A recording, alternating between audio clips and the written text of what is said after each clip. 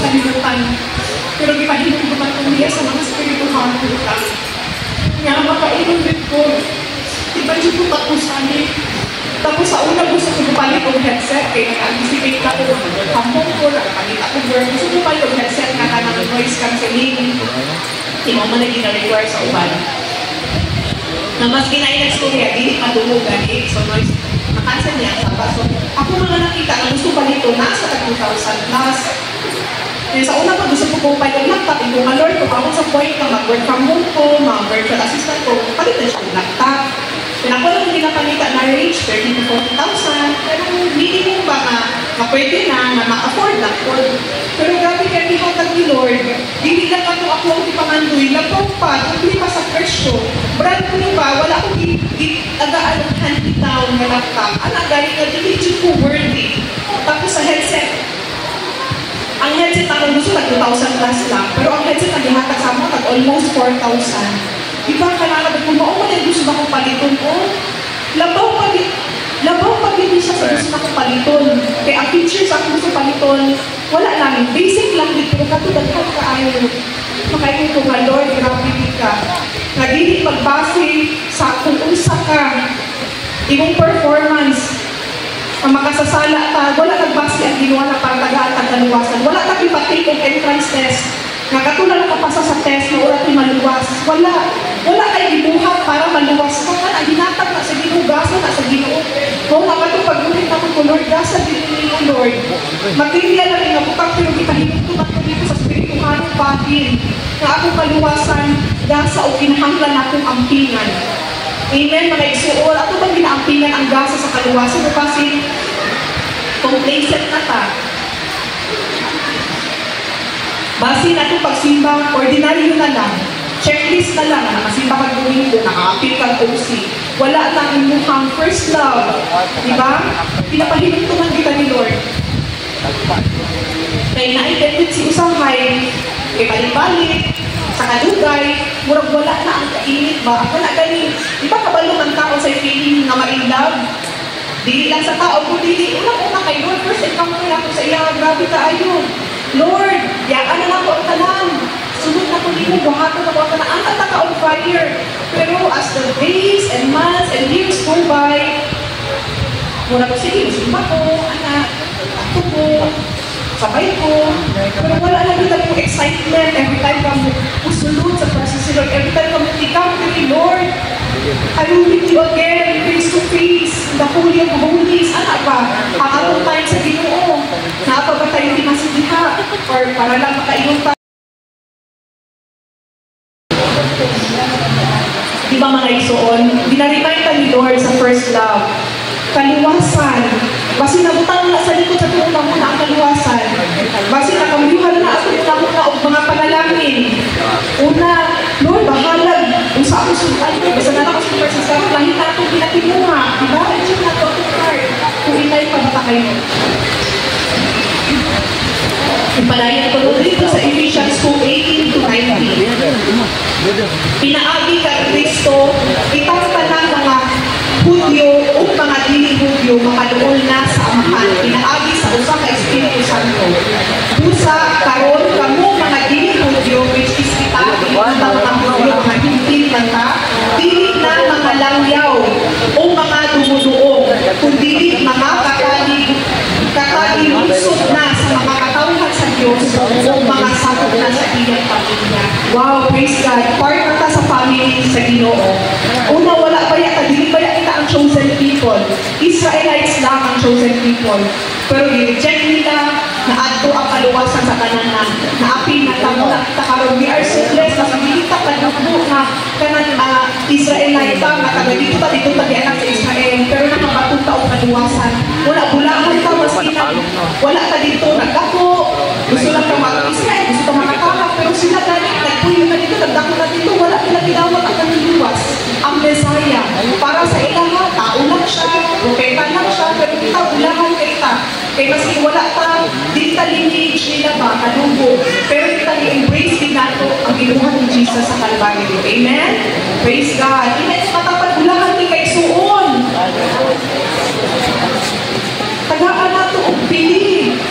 Kaya galing.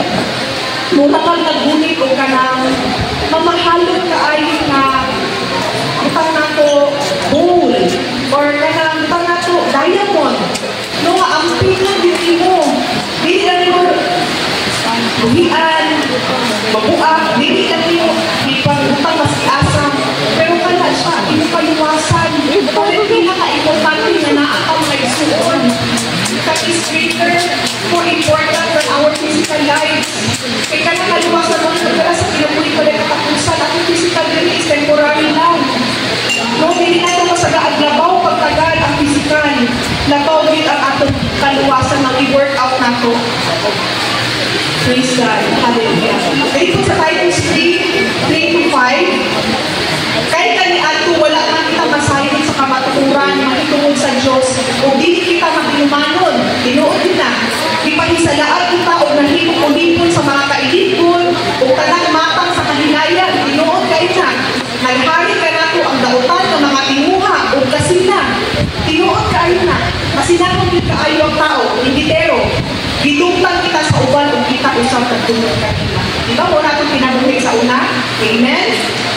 Para yun po, kapan miabot ang panahon, nagipakita sa Diyos sa atong, na atong manliluwas ang iyang kaayo o bugma ka natin. So, mauna, mga igsoon, His love is greater than our life. Miabot ang panahon na kanikaluwasan ato ang nabatunan tungkol sa atong bugma sa Diyos. Niluwas niya kita dili tungkol sa atong maayong inuhatan, mauna na gini. Kung dili tungkol sa iyang kaluoy ka nato, kung gibuhat niya nini pinaagi sa Espiritu Santo nga nagbugas ka nato o naghatag sa pagtunang kinabuhi. Amen? Ano ba kayo bagong kinabuhi? O daan na ihapon na kinabuhi niya mo, hindi ta Christian ka. O pero ako naging na perfect na ta. Nagapanikamo tayo ng perfection. Pinaagi sa tamang sa balang Espiritu. Masipyan ta, mapakyas ta, makasala ta. Nuduo ta sa inyo mga itakapasayuan. Pamulong sa palayo. Ayaw buhi ang inyong maluwasan ng suon. Kaya maura na ang ora rin patadala sa to sa kinabuhi walang katapusan. Mauna ang pinaka-importante na naagi tamaan ko na to.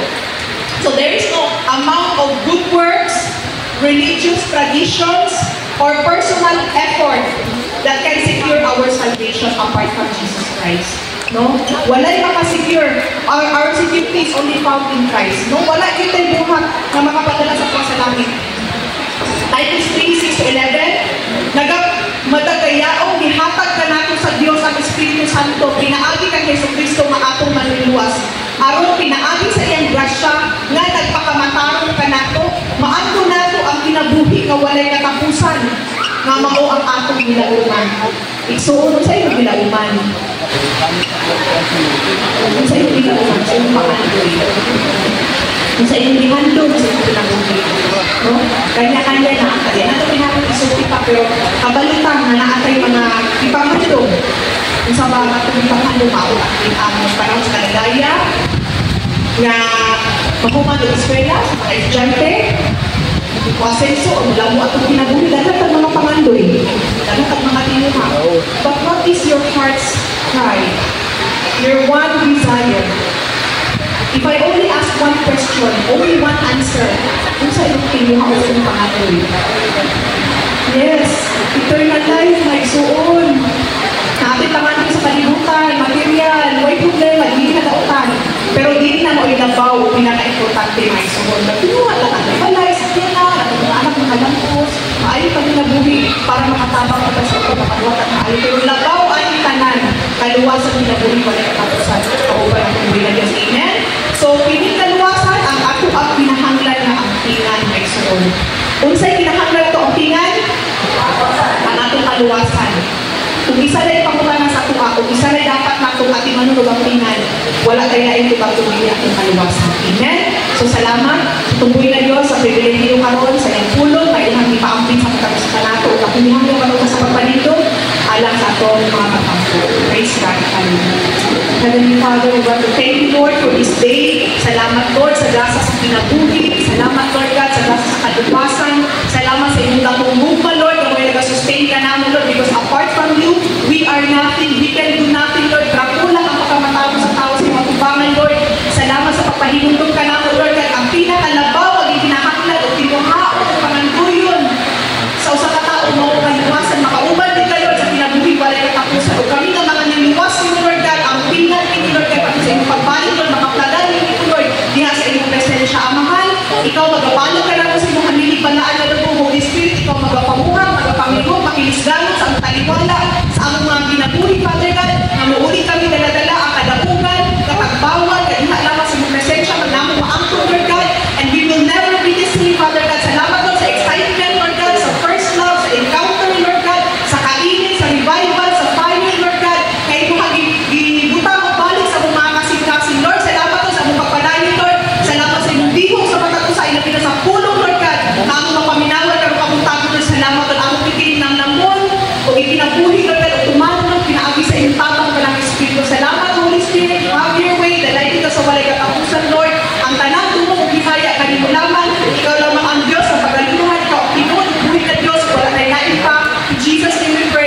Amen.